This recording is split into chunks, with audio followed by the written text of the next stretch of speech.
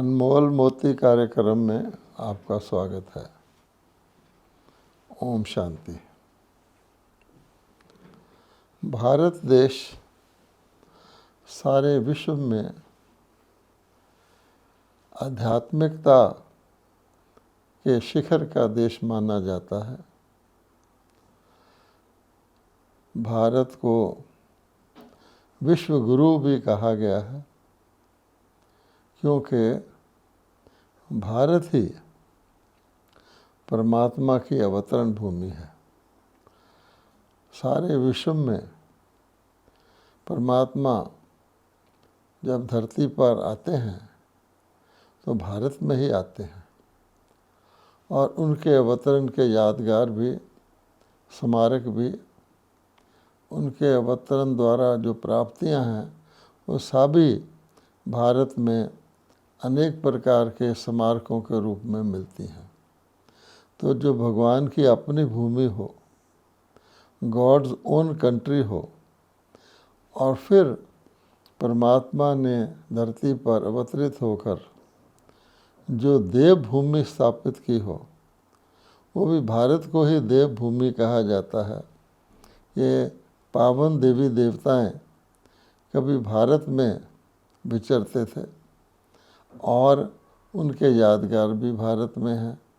तो देव भूमि परमात्मा की, ईश्वर की भूमि, और साथ साथ अगर हम मूल्यों के आधार पर कहें तो भारत सत्य और अहिंसा परमो धर्म की भूमि है, क्योंकि सत्य और अहिंसा ही सर्वश्रेष्ठ धारणाएं हैं, जिनके द्वारा ही भगवान पतितों को पावन बनाते हैं, भारत को पुनः देव भूमि बनाते हैं। और अगर इन सब को मिलाकर कहा जाए तो एक शब्द में तो भारत भगवत गीता की भूमि है, क्योंकि भगवत गीता शब्द में सब कुछ आ जाता है। भगवत गीता अर्थात भगवान ने भारत में आकर भगवानोवाच किया, ज्ञान दिया, योग सिखाया, दिव्य गुणों की धारणा कराई, पतितों को पावन बनाया, मनुष्य आत्माओं को उनके सत्य का पूरे सृष्टि चक्र में उनका जो इतिहास है वो बताया, जो कि 100 दर्शन चक्र के रूप में जाना जाता है। आज लोगों ने उसका दूसरा अर्थ ले लिया है, लेकिन सारे सृष्टि चक्र के आदि, मध्य और अंत का ज्ञान और उस चक्र की पुनरावृत्ति का ज्ञान परमात्मा के पास ही है। इसलिए सुदर्शन चक्र को भगवान के उंगली पर दिखाया जाता है। लेकिन ये जो बातें हम कह रहे हैं ये सारी भूतकाल की हैं, कि वंस अपॉन ए टाइम जिसको कहा जाता है, कि एक ऐसा समय था जब भारत देवभूमि था, जहाँ देवी देवता विचरते थे।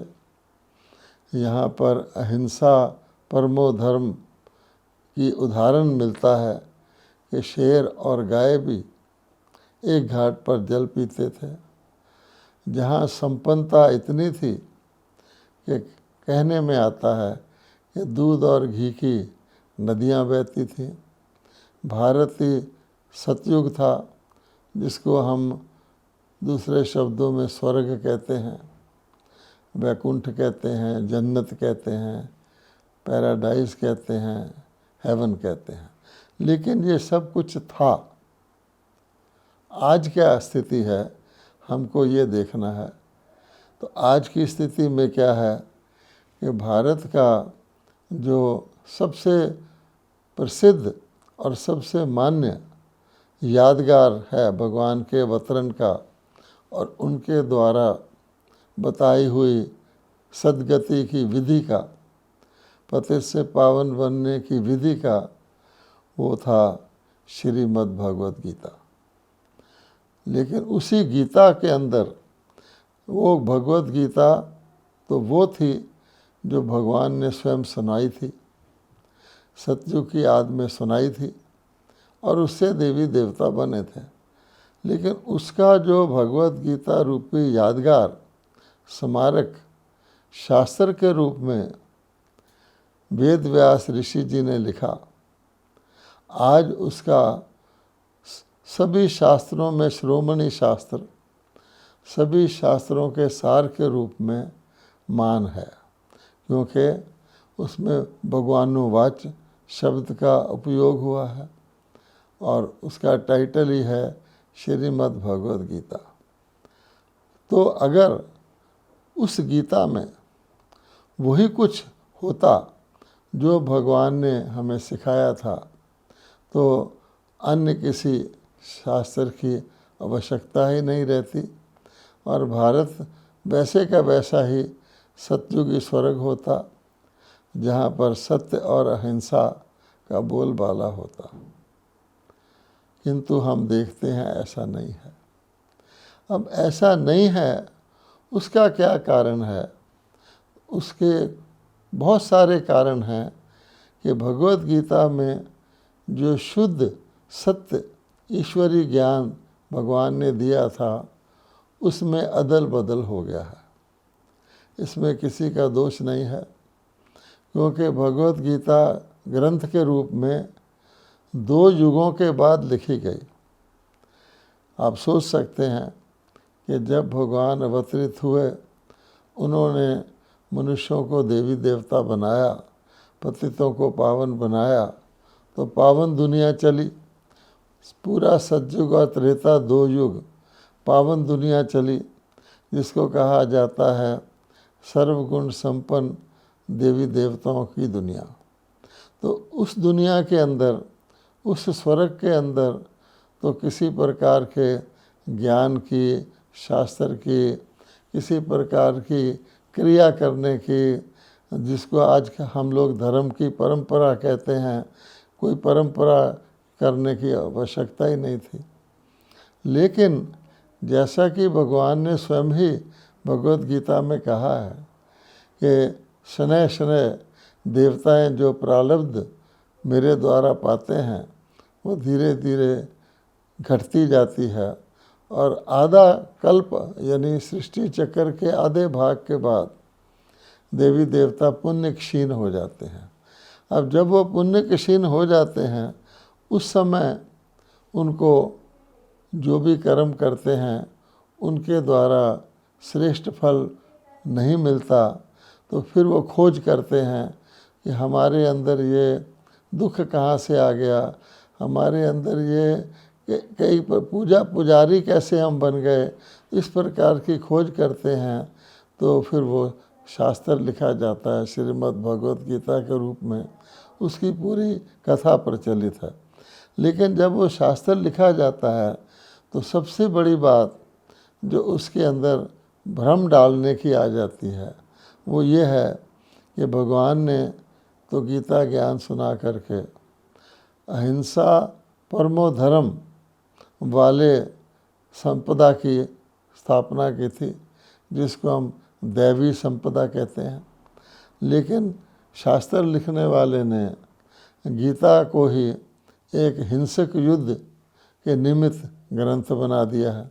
तो कहाँ वह शास्त्र जिसके द्वारा अहिंसा की स्थापना हुई और हिंसा के हर रूप का पूरी तरह से अंत हो गया, उसके अंदर अगर ये कह दिया जाए कि ये शास्त्र हिंसा को प्रेरणा देने वाला है, बल्कि इसके द्वारा प्रेरित होकर एक युद्ध, बहुत महाभारी हिंसक युद्ध किया गया, तो आप सोचिए तो अर्थ का अनर्थ नहीं हो जाएगा। भगवान ने, आप देखेंगे अगर आप सारी भगवत गीता को पढ़ेंगे तो आप क्या पाएंगे, सारी भगवत गीता में युद्ध का वर्णन तो है, लेकिन किसके साथ किसका युद्ध और किस प्रकार का युद्ध है, वो गीता में स्पष्ट शब्दों में कहा गया है। आप गीता को खोलिए तो भगवान ने कहा है कि हमारा शत्रु हमारे अंदर ही है, आत्मा अपना ही मित्र है, अपना ही शत्रु है। अब अपने अंदर के शत्रु से युद्ध की बात गीता में कही है, किसी बाहर वाले शत्रु को हिंसक तौर पे वध करने की, लड़ाई करने की बात नहीं कही है।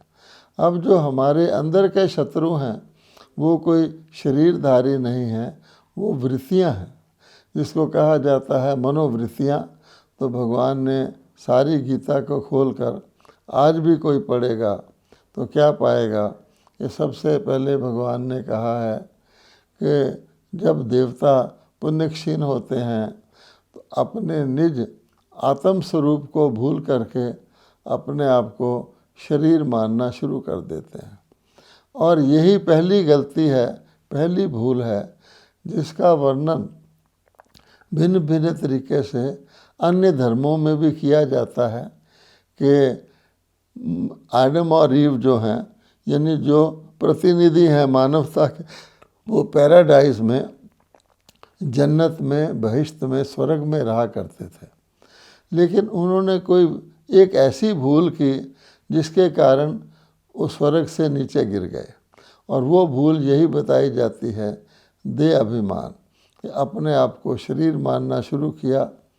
तो शरीर मानने से सबसे पहले काम विकार की उत्पत्ति होती है। और ये आज भी कोई गीता पढ़ ले तो उसमें साफ साफ लिखा हुआ है कि काम विकार की उत्पत्ति रजोगुण में होती है। रजोगुण द्वापर में होता है, उससे पहले तो सतोगुण होता है। तो अर्थात सतोगुण में काम विकार होता ही नहीं, क्योंकि सतोगुण में मनुष्य अपने आप को शरीर मानते ही नहीं। अब काम विकार जो है वो कहा जाता है कि मनुष्य की काया और कला को चट कर देता है, सबसे बड़ा महाविकार है, जो मनुष्य को शरीर में ले आता है और शारीरिक इंद्रियों के सुख की तरफ खींच लेता है। जो देवताओं का रूहानी सुख था, जो रूहानी प्रेम था, जो रूहानी शांति थी, रूहानी आनंद था, जिसको हम अति इंद्रिय सुख कहते हैं, जिसमें इंद्रियों के आधार पर सुख नहीं था, बल्कि वो आत्मा ही आनंद स्वरूप थी, प्रेम स्वरूप थी, वो ख़त्म हो जाता है। इसलिए भगवद गीता में सबसे पहले शुरू में ही कहा गया है कि तुम शरीर नहीं आत्मा हो, और तुम्हारे अंदर का शत्रु काम विकार सबसे बड़ा शत्रु है, जो तुमको धोखा देकर इस बात में निश्चय बिठा देता है कि नहीं तुम शरीर हो। तो उसको मार डालो, अर्थात काम वृत्ति को मार डालो। काम वृत्ति कितनी खराब चीज़ है इसका वर्णन करने की आवश्यकता नहीं है। कहा गया है काम वृत्ति जिनमें नहीं होती वही देवी देवता बनते हैं, वही सतयुग में विचरते हैं। कहा गया है जहाँ नारी का सम्मान होता है वहाँ देवता वास करते हैं। इसको आप उल्टा कर लीजिए कि जहाँ नारी की इज्जत का, नारी की आबरू को खतरा रहता है, उसके ऊपर आघात होता है, कामी पुरुष नारी की इज्जत को लूटते हैं, तो वहाँ पर कौन बसते होंगे? तो एक दैवी संपदा भगवान ने बताया है और एक आसुरी संपदा बताया है। ऐसे आसुरी राक्षस वृत्ति वाले मनुष्य वहाँ बसते हैं जहाँ काम विकार फैला हुआ होता है। और आज तो हम जानते हैं काम विकार कितना फैला हुआ है कि हर ट्रक के पीछे लिखा होता है बुरी नज़र वाले तेरा मुंह काला। तो भगवान ने काम विकार के साथ युद्ध करने को कहा है कि अपने इंद्रियों को अच्छी तरह से कंट्रोल करके अपने मनोबल को बढ़ा करके इस काम विकार, इस दुर्जय शत्रु को मार डालो।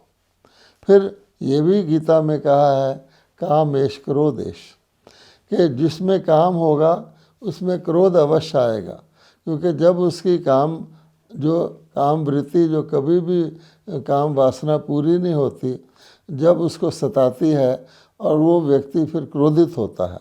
और कहा जाता है क्रोध से बुद्धि का नाश हो जाता है, अर्थात आदमी आपे से बाहर हो जाता है, उसकी बुद्धि अच्छे बुरे में, भले में फर्क नहीं देखती, तो फिर बुद्धि का नाश होने से सर्वनाश हो जाता है।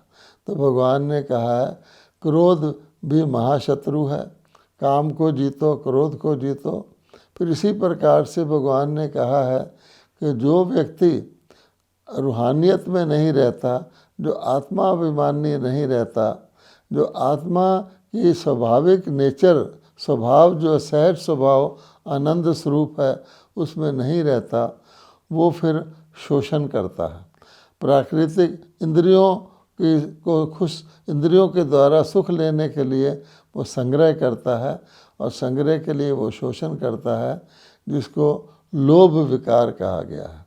और हम जानते हैं आज लोभ विकार कितना फैला हुआ है कि मनुष्य ने प्रकृति का भी दोहन कर डाला है। तो काम क्रोध लोभ, भगवत गीता को कोई भी पढ़ ले, उसमें लिखा हुआ है यही नरक के द्वार है। अर्थात जो स्वर्ग भगवान ने बनाया था वो नरक कैसे बन जाता है, वो काम क्रोध लोभ रूपी शत्रुओं के द्वारा बन जाता है। तो भगवान ने इनसे युद्ध करके इनको जीतने की बात कही है। अब आप देखिए कि कहाँ वो युद्ध और कहाँ भगवत गीता में हिंसक युद्ध दिखा दिया गया है कि भगवान ने किसी हिंसक युद्ध की प्रेरणा दी, और कोई दूसरे लोग शत्रु थे और हमारे लोग मित्र थे, ऐसा गीता में कहीं भी नहीं कहा गया। अब भगवान तो ये कहते हैं कि आत्मा मरती ही नहीं है, आत्मा को तलवार काट नहीं सकती, आग जला नहीं सकती, इत्यादि इत्यादि। तो अगर किसी का शरीर काट भी देंगे तो क्या होगा, उसकी आत्मा तो मरेगी नहीं। और जो पाप आत्मा है वो शरीर काटने के बाद पुनर्जन्म भी पापी के रूप में ले लेगी। तो भगवान ने तो कहा उस तरह के वध से कोई पापियों का नाश नहीं होता, पाप खत्म नहीं होता। तो फिर वैसे भी लोग अपनी आयु आने पर मर जाते हैं, पापी भी शरीर छोड़ देते हैं, तो फिर इस युद्ध का क्या प्रयोजन। इसलिए भगवान कहते हैं कि सबसे बड़ा गीता को खंडित करने वाली बात जो वेद व्यास जी ने लिख दी है, वो हिंसक युद्ध की बात लिख दी है।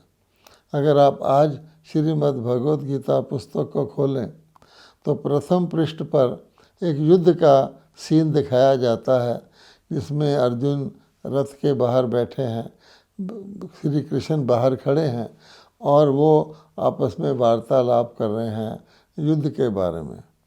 यद्यपि आप उस रथ को गौर से देखेंगे तो उस रथ के अंदर बैठकर ना तो युद्ध किया जा सकता है, ना उसके अंदर से तीर फेंके जा सकते हैं, लेकिन एक यादगार रूप में बताया गया है कि शायद किसी घोड़े गाड़ी के रथ में बैठकर हिंसक युद्ध हुआ था, जिसको वेद व्यास जी ने एक बहुत बड़े भयंकर महाभारत युद्ध के रूप में दिखाया है।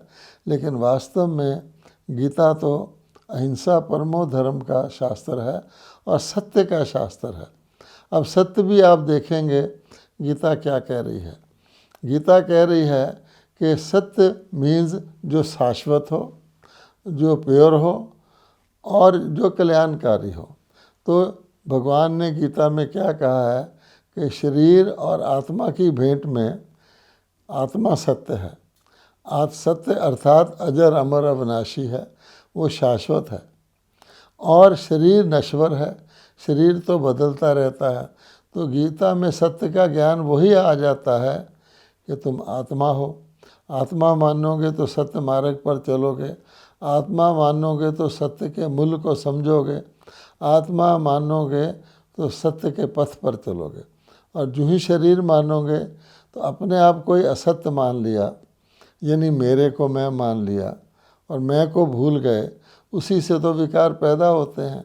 इसलिए सत्य और अहिंसा की पुनर्स्थापना गीता के भगवान ने की थी, लेकिन गीता शास्त्र लिखने वाले ने इसको बदल के हिंसक युद्ध बता दिया है, जिस कारण से आप देखेंगे कि सारी गीता पढ़ने के बाद भी मनुष्य को समझ में नहीं आता कि मुझे जीवन में क्या करना है, क्योंकि वहाँ तो एक हिंसक युद्ध का वर्णन करके और सारा कुछ, सारे गीता के जो ज्ञान के महावाक्यों हैं उसको इस प्रकार से डिफाइन किया गया है कि जैसे कोई हिंसक युद्ध ना करना चाहता हो, उसको हिंसक युद्ध के लिए तैयार किया जाए।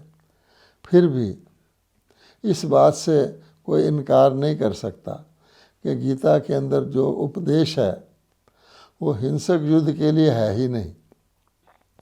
अगर किसी को हिंसक युद्ध के लिए ज्ञान दिया जाता तो कुछ और प्रकार का ज्ञान होता। गीता में तो आप देखेंगे कि कर्मों की गति का ज्ञान है, श्रेष्ठ कर्म क्या होते हैं, निष्काम कर्म क्या होते हैं, तुम कर्म करो फल की इच्छा न रखो, ये बात कही गई है। सात्विक, राजसिक और तामसिक 3 प्रकार के गुण बताए गए हैं। तुम्हारे भोजन भी 3 प्रकार का होता है, तुम्हारी बोल भी 3 प्रकार के होते हैं, तुम्हारा व्यवहार भी 3 प्रकार का होता है। योग की बात गीता में की गई है। गीता में कर्मों की गुह्य गति बताई गई है और गीता में आपसी व्यवहार के अंदर जो प्रेम है, सद्भाव है, जिसको हम कहते हैं दिव्यता है, दैवी गुण है, उसका वर्णन करके दैवी संप्रदाय स्थापित करने के लिए भगवान का उपदेश है। अब इसका किसी हिंसक युद्ध से क्या लेना देना? ये तो हिंसक को भी अहिंसक बनाने वाला उपदेश है। तो इसलिए अगर गीता के उपदेश को भी देखा जाए और उपदेश देने वाला कौन है वो देखा जाए और गीता के उपदेश का लक्ष्य क्या है, अहिंसा परमो धर्म की स्थापना, तो तीनों बातों के आधार पर भी व्यक्ति सोच सकता है कि गीता ज्ञान हिंसक युद्ध को प्रेरित करने वाला तो है ही नहीं। जबकि वेद व्यास जी ने जो ग्रंथ लिखा है उन्होंने महाभारत के महाभारी युद्ध को दृष्टिकोण में रखते हुए इस प्रकार का उसको ट्विस्ट दिया है, इस प्रकार का उसको टिल्ट किया है कि मनुष्य ये समझे कि खैर ये गीता का उपदेश हिंसा के लिए प्रेरित करता है। तो इस प्रकार से हमने स्वयं ही अपने सर्वश्रेष्ठ ज्ञान, सत्य ज्ञान के, गीता ज्ञान के जो उपदेश था उसको गीता शास्त्र में खंडित कर लिया। अब ऐसी खंडित की हुई गीता को कोई कितनी बार भी पढ़ ले, उसकी कितनी भी व्याख्याएं कर ले, उसकी कितनी भी टीका टिप्पणियां कर ले, उसको कितना भी कहने मात्र सम्मान दे दे कि ये सर्वशास्त्रमयी शिरोमणि शास्त्र है, इसमें सभी शास्त्रों का निचोड़ है और ये गीता ज्ञान हर मर्ज का इलाज है। आजकल इसको हाईएस्ट फॉर्म ऑफ फिलॉसफी मानते हुए मनुष्यों ने ये कहना शुरू कर दिया है कि गीता का ज्ञान हर मर्ज का इलाज है। तनाव मुक्ति के लिए भी गीता ज्ञान लागू होता है, डिप्रेशन को दूर करने के लिए भी गीता ज्ञान लागू होता है, क्योंकि अर्जुन को डिप्रेशन आ गया था। हर बात के लिए, और गीता ज्ञान शाश्वत है, ये सदा के लिए उपयोगी है। लेकिन वास्तव में अगर आप इस बात को भी टेस्ट करें तो आप क्या पाएंगे? क्या गीता ज्ञान सदा रहता है? क्या सदा के लिए उपयोगी है? जब गीता ज्ञान के द्वारा भगवान ने सतयुगी वैकुंठ, या जिसको हम कहते हैं पैराडाइज, की स्थापना कर दी, तो उसके बाद जब सतयुग आ गया तो सतयुग के देवताओं को तो गीता ज्ञान की आवश्यकता ही नहीं रहती। गीता में जो अन्य अन्य बातें लिखी गई हैं, स्मृति लब्धा, तो भगवान कहते हैं कि दुख में सिमरन सब करे, सुख में करे ना कोई। तो सतयुग में किस बात की स्मृति मनुष्यों को रखने की आवश्यकता है? और अगर सतयुग में देवी देवताओं को ये ज्ञान मिल जाए कि तुम एक दिन जाके गिरते गिरते गिरते पुण्य क्षीण हो जाओगे, तुम पावन से पतित बन जाओगे, पूज्य से पुजारी बन जाओगे, तो शायद उनको अगर ये ज्ञान मिल जाता तो उनकी खुशी भी गायब हो जाती। किसी को ये ज्ञान मिले कि तुम आगे जाके गिरती कला में जाने वाले हो, तो ये ज्ञान उसको तो जो चढ़ती कला है उसके सुख से भी दूर कर देगा। इसलिए जब सतयुग में गीता ज्ञान रहा ही नहीं, उसके बाद त्रेता में भी नहीं रहा, और द्वापर में आप देखेंगे अन्य अन्य धर्म दुनिया के अंदर आते हैं। इस बात से तो कोई डिनाई नहीं कर सकता कि देवी देवताओं के युग के बाद 4 मुख्य धर्म स्थापित होते हैं, जिसमें इस्लाम है, जिसमें बुद्ध धर्म है, जिसमें क्रिश्चियनिटी है। उसके बाद हिंदू धर्म भी देवता धर्म गिर के हिंदू धर्म बन जाता है। 3 तो मुख्य धर्म स्थापित होते हैं, वो भी आगे चलकर वृद्धि को पाते हैं। उसको भी हम धर्म ग्लानि का युग तो नहीं कहेंगे, उसमें भी गीता की आवश्यकता नहीं होती। आप देखेंगे कि उस युग में वेद ग्रंथ पुराण आदि निकलते हैं, गीता तो सबसे अंत में गीता ज्ञान मिलता है, तो इसलिए उस हिसाब से भी गीता ज्ञान की आवश्यकता नहीं होती। तो गीता शास्त्र तो लिखा ही द्वापर के अंत में जाता है, तो फिर हम कैसे कह सकते हैं कि गीता का ज्ञान शाश्वत है? गीता का ज्ञान हर मर्ज का इलाज है। पहली बात, शाश्वत तो है ही नहीं, क्योंकि इसकी आवश्यकता ही नहीं पड़ती। हर मर्ज का इलाज है। अगर गीता में वो सत्य ज्ञान, वो शक्ति होती, तो आज दुनिया में सारे मर्ज ख़त्म हो जाते। मर्ज़ों हम ये ले लें अगर कि आज जो भय है, चिंता है, तनाव है, असुरक्षा है, कितना फैला हुआ खौफ है, वो ख़त्म हो जाता। लेकिन हम क्या देखते हैं कि भगवत गीता भी है और ये मर्ज तो बढ़ते जा रहे हैं।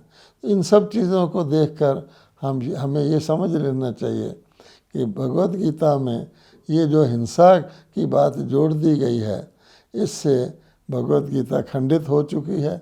और उस भगवत गीता के सत्य को जब तक कोई नहीं समझेगा कि गीता अहिंसा का शास्त्र है, ये विकारों पर विजय पाने का शास्त्र है, तब तक मनुष्यों को गीता पढ़ते रहने से भी जो वांछित लाभ है, प्राप्ति है, वो नहीं हो सकती। ओम शांति।